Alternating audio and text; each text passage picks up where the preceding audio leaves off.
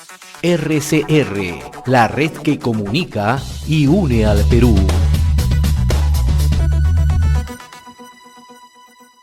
A esta hora queremos saludar y agradecerle, como siempre, la amabilidad, la deferencia que tiene con RCR al profesor Juan Cadillo León, integrante del Consejo Nacional de Educación, ex ministro de Educación.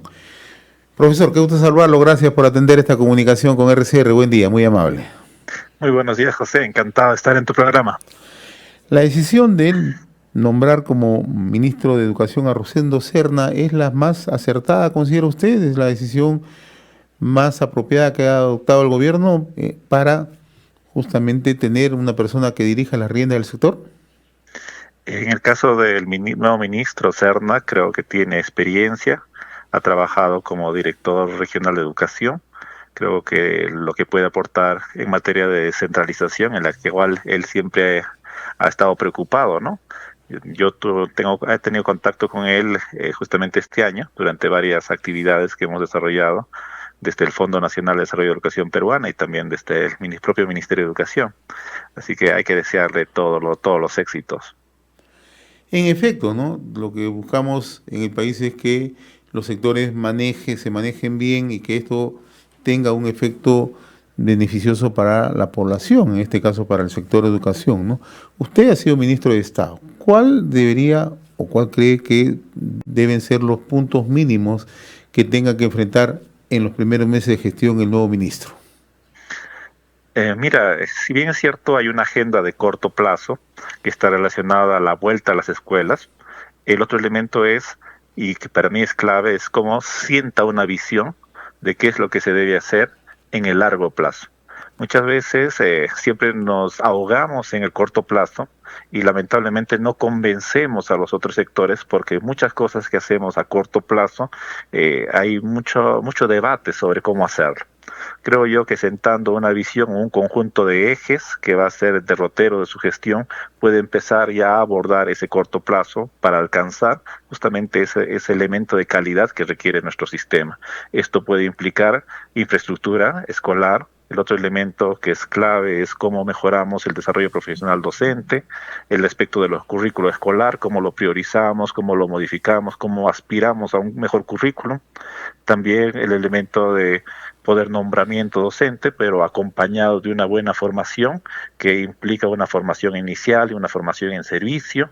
El otro elemento es cómo aprovechamos los elementos digitales, cómo hacemos una educación a lo largo de la vida, tal como indica el proyecto educativo nacional, ¿no? Que aspira a una educación al 2036, que busca un ciudadano en realidad completo. En efecto, usted ha planteado dos temas medulares, ¿no?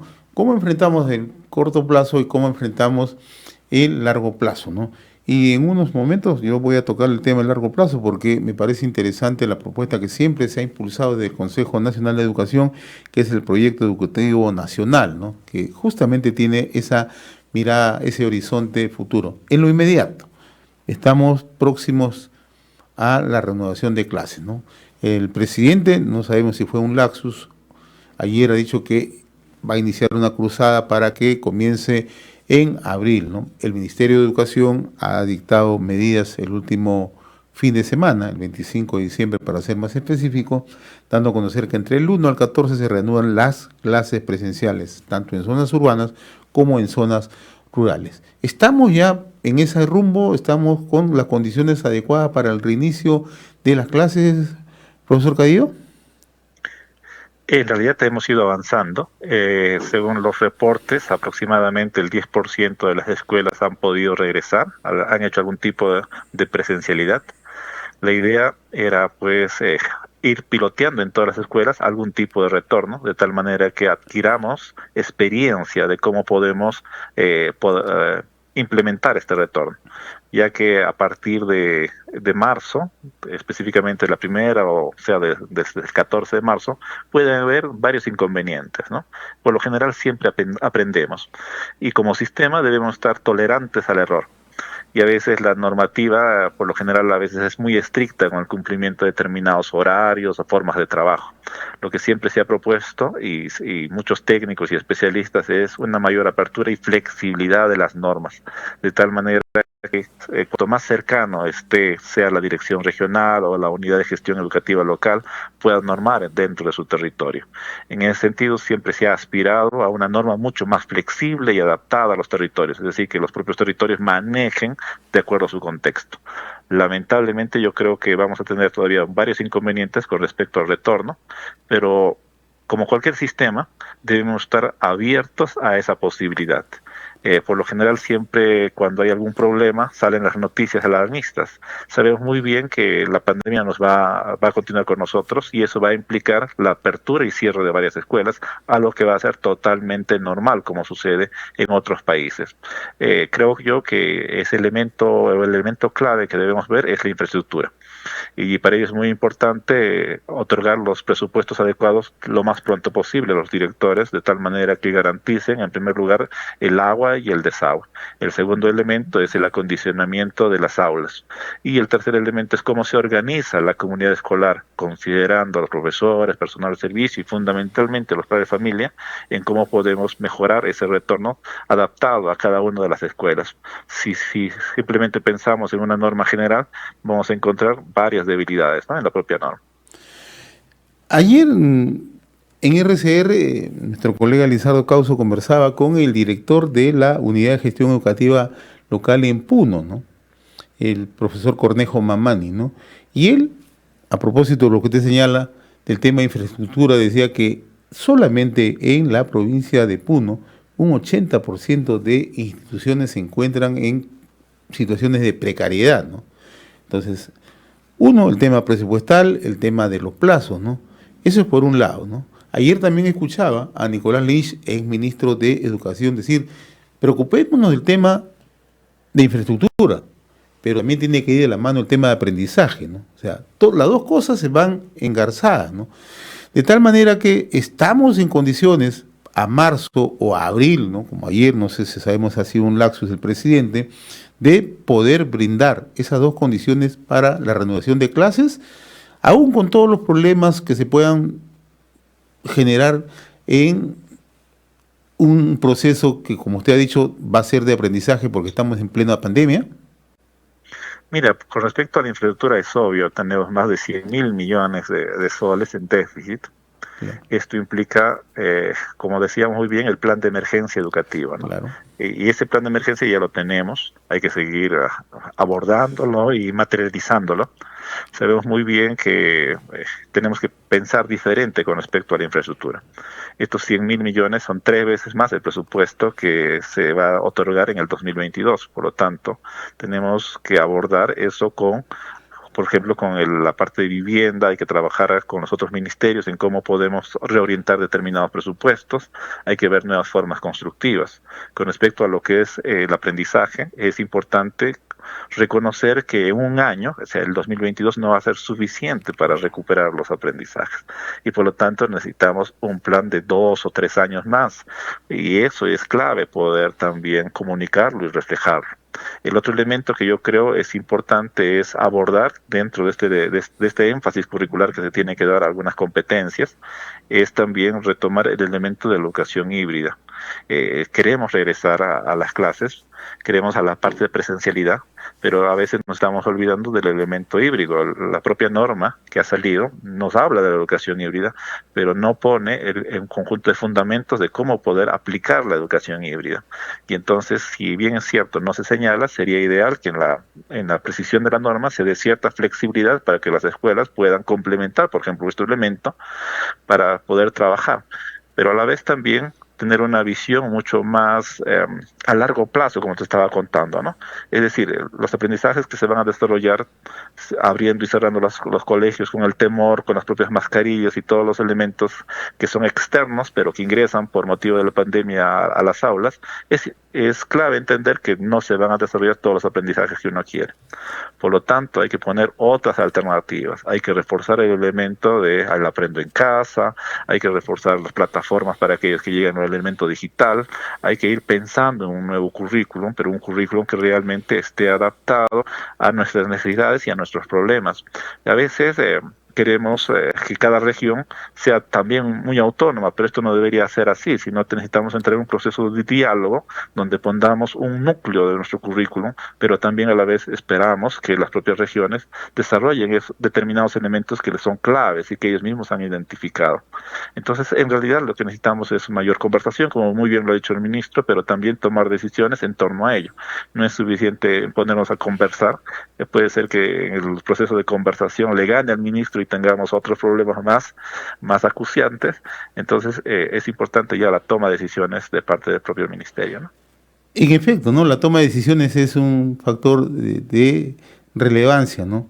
Sobre todo con la complejidad que tiene el sector educación. Y uno de los temas complejos, naturalmente, es el tema del proceso de evaluación docente, ¿no? Se suspendió, el ministerio lo suspendió hace una semana debido primero a la filtración y luego se dijo a la venta de las pruebas, ¿no? ¿Qué medidas debería adoptar en tal sentido, cree usted, el sector de educación y el ministro Rosendo Serna de manera puntual? Bueno, ya se ha dado el conjunto de normativas, ya no hay regreso.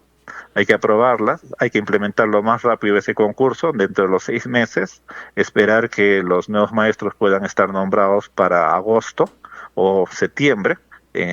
No sería lo ideal, pero sería lo más pronto posible en agosto, y implementar otro conjunto de normativas para que haya concursos todos los años, de tal manera que podamos seguir nombrando a los maestros. Siempre el número de plazas no ha sido coberturado por N circunstancias, hay que mejorar todo ese proceso, hay que buscar alternativas en base a la norma para, cumpliendo la meritocracia, poder también dar posibilidad a que de repente los maestros de los tercios superiores que egresan puedan ir a algo que se denomina las plazas de difícil cobertura.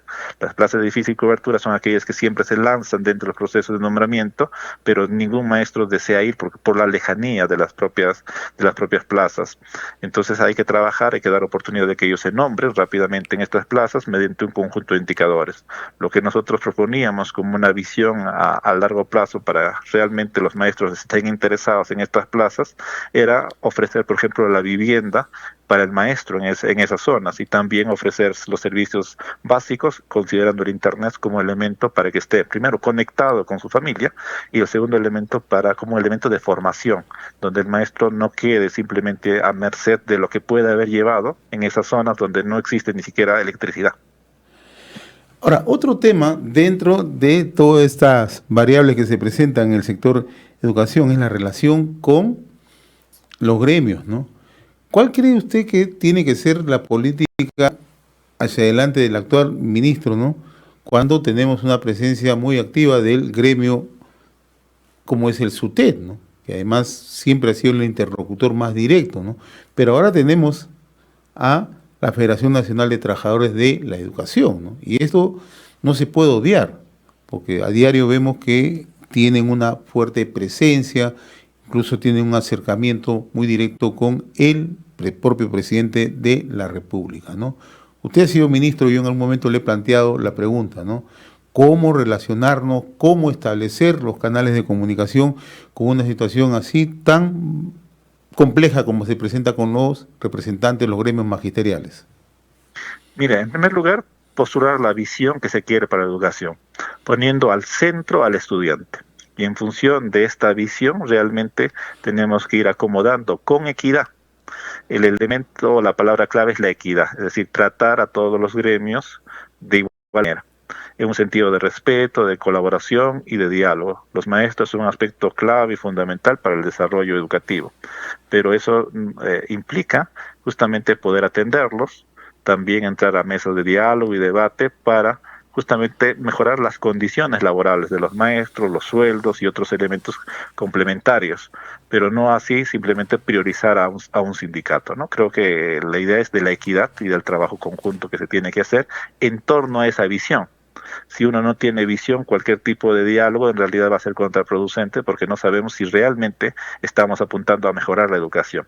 Dados los ejes o los derroteros que se tienen que trabajar, entonces empecemos el diálogo con los sindicatos y pues si se puede lograr mejores condiciones económicas, sean bienvenidos, pero el sentido es la equidad.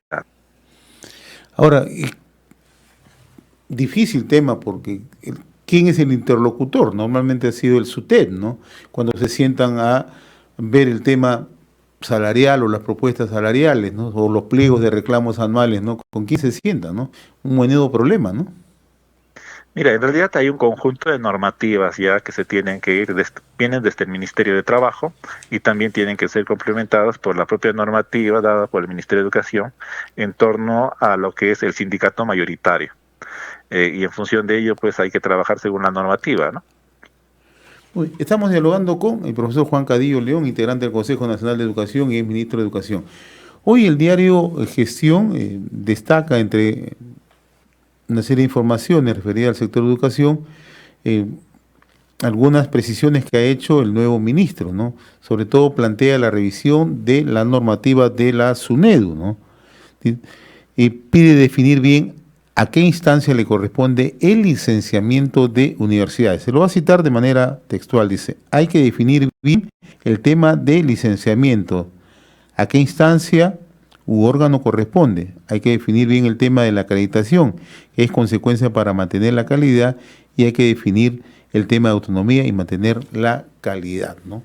¿Qué le parece estas declaraciones referidas al tema de la SUNED del ministro, ¿no? Plantea la revisión de la normativa del SUNEDU. Bueno, creo que en primer lugar hay que considerar la independencia de la SUNEDU. Sabemos muy bien ya por la normativa que está a cargo de SUNEDU el licenciamiento. Con respecto ya a lo que es la acreditación, tenemos al cineasta que todavía no tiene una fuerte presencia y siempre se ha querido pues reformular su propia ley en torno para acreditar las carreras profesionales. Es todavía una reforma incompleta, pero yo creo que retroceder nos va a llevar a de repente debilitar todo esto de avanzado, ¿no? Habría que esperar mayores precisiones del ministro a qué se está refiriendo con revisión de la norma. Yo espero más bien que sea en el sentido de que va a mejorar e incluso va a elevar estas condiciones, porque no es suficiente lo que tenemos unas condiciones mínimas y lo que aspiramos en realidad es a sacar buenos profesionales que realmente respondan a las necesidades laborales, y eso implica mayor inversión desde el Estado a la educación universitaria, pero también a la vez hay que pensar en la educación superior y técnica, que es clave para el desarrollo de cualquier país. Habría que esperar las aclaraciones del ministro a que se está refiriendo pues con esto, ¿no? Mayor detalle. Ahora, usted al inicio de la conversación planteaba que hay temas que se tienen que ver en el corto y en el largo plazo. Vamos al largo plazo porque me parece un tema interesante. Usted siempre ha estado bastante comprometido en darle una mirada, un horizonte a la educación. Y en algún momento se lo hemos preguntado, ¿por qué en el Perú no tenemos una política de Estado educativa, ¿no? ¿Por qué cada gobierno entra y lo que hace es desgranar lo avanzado, ¿no? O desandarlo el tramo que se ha seguido, ¿no? Eso es parte de una política que hemos seguido en los últimos años, ¿no? Usted ha mencionado que tenemos un proyecto educativo nacional, ¿no? A largo plazo, hacia el año 2035, si no me equivoco, ¿no? Entonces, ¿por qué no nos sentamos y le damos una mirada, ¿no? Todos los actores que están vinculados al sector de educación y todos los actores que son los beneficiados en el tema educativo para poder aterrizar en ese tema? En realidad, por lo general, siempre hay pues un desconocimiento de la importancia de la planificación, ¿no? Tenemos el Proyecto Educativo Nacional hacia el 2036, que es que señala un conjunto de ejes estratégicos que se tienen que desarrollar en base a un proceso de diálogo bien abierto. Es obvio que, como cualquier plan, es susceptible de mejora de acuerdo a las propias orientaciones y lineamientos ministeriales o de una gestión, pero creo yo que uno de los elementos importantes son los acuerdos. Lamentablemente en nuestro país hemos olvidado esto de la concertación como elemento para dirigir determinados temas eje, y uno de esos temas eje o central es justamente el educativo. A veces simplemente nos ahogamos en el corto plazo. Como anécdota, varios de los ministros anteriores me recomendaron tener ya metas bien claras y de corto plazo, máximo a diciembre, qué es lo que vas a lograr, qué es lo que vas a ir sentando. Entonces, a veces este sentido cortoplacista nos gana mucho y nos impide ver lo que realmente queremos lograr. Y creo yo que en el sentido importante es, por ejemplo, cómo abordamos la educación superior. Para mí es un tema muy importante la educación técnica en todos los niveles, empezando desde la educación básica, es decir, cómo nosotros pensamos en un conjunto de personas que sean solventes profesionalmente, que generen riqueza para nuestro país. Entonces, en función, por ejemplo, de este elemento, de esta ciudadanía plena de la cual hablamos dentro del Consejo Nacional a través del Proyecto Educativo Nacional, cómo nosotros realmente materializamos esa ciudadanía plena. Y para ello es obvio que se desarrolla en un proceso que es relativamente largo. Y empecemos pues por la formación de esas habilidades para el trabajo. El segundo elemento, creo yo, es cómo nosotros creamos personas creativas y realmente solventes con un pensamiento crítico, que nadie las pueda engañar. Y eso también implica una modificación o arreglo de nuestro currículum. Nosotros pensamos en un tema STEAM, como una capa que cubriera el currículo nacional, que esté orientado justamente a este elemento de creatividad, de solvencia de las personas, de pensar y utilizar la ciencia y la tecnología, que están bien desarrolladas ya. Y es cuestión de ir asimilando como sociedad. Y también otra cosa que nosotros pensábamos como una ciudadanía plena era el elemento digital, cómo ingresa este elemento digital para convertirnos no solo de consumidores a ser personas productoras de conocimiento, de información y de tecnología. A veces simplemente estamos confiándonos en los recursos naturales como un elemento que nos va a sacar del subdesarrollo, y no nos estamos dando cuenta que es la fuerza productiva de las personas la que realmente va a desarrollar ese proceso. Profesor Juan Cadillo León, muy reconocido por esta comunicación con RCR, Red de Comunicación Regional. Le deseo un feliz 2022, ¿no? Y como siempre, agradeciendo la gentileza, la deferencia que usted tiene con RCR. No sé si quiere usted dirigirse, ¿no?, al país, ¿no? Usted ha sido ministro de Educación, ha viajado, ¿no?, bastante en su gestión y por lo tanto siempre es bueno una reflexión en un momento tan complejo como el que vivimos. Muchas gracias, José, por esa oportunidad. En realidad decir y que hay que aspirar a un Perú mejor, y este Perú mejor implica mayor conversación, mayor diálogo, pero también centrar un conjunto de ejes o visión de país que queremos desarrollar. Y para ello es clave la educación y la formación de las personas. Creo yo que tenemos que desearle todos los auspicios al nuevo ministro de Educación y esperar de él que realmente ponga al centro a los estudiantes, igual como hacemos todos, cada uno de los maestros que estamos dentro de las escuelas en los diferentes niveles. Un feliz año. Muchas gracias. Muchas gracias, le agradezco la comunicación. RCR, la red que comunica y une al Perú.